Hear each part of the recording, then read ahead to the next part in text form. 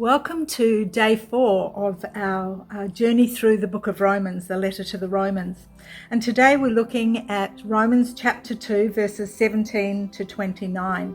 If you've had a read through those verses, you would see that Paul is firstly addressing the Jews about their desire to uphold the law, or at least preach the law, but actually not keep it themselves.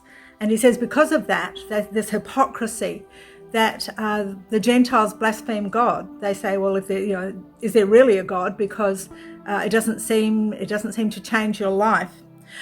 For me, the beauty in these verses is that very fact, that under the new covenant, our lives can be changed.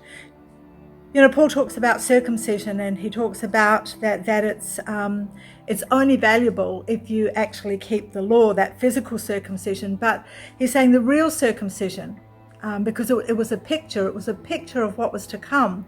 It was a picture of a cutting away of the flesh so that the true heart could be revealed.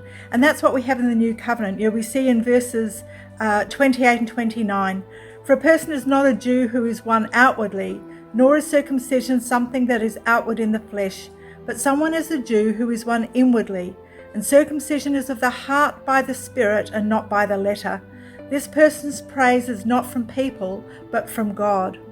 This circumcision of the heart is what makes all the difference. And it's a work of the Holy Spirit. It's not something that we can do for ourselves. I see the people in the Old Testament and the Jews even in this New Testament time who were making that transition between the Old Covenant and the New Covenant. And they had a habit of doing what was right on the outside, but their heart wasn't necessarily turned towards God. Unfortunately, that can be true of us as well. We can become like these Roman Jews or like the Galatians who start in the Spirit, who have an experience with God, the Holy Spirit, but then we continue to walk out our lives according to a set of laws and rules. It's something that believers often say about the church or about God, that it's just having to keep a whole set of rules. But we see here that it's something completely different. It's actually a work that the Holy Spirit does in our hearts, in circumcising the heart by the Spirit, so that we don't have to keep the letter of the law. The interesting thing is that when that heart work is done, we still choose to obey God's laws because they are a reflection of Him, which is now a reflection of us, Christ in us. And our praise is not from people, but from God. We live for Him.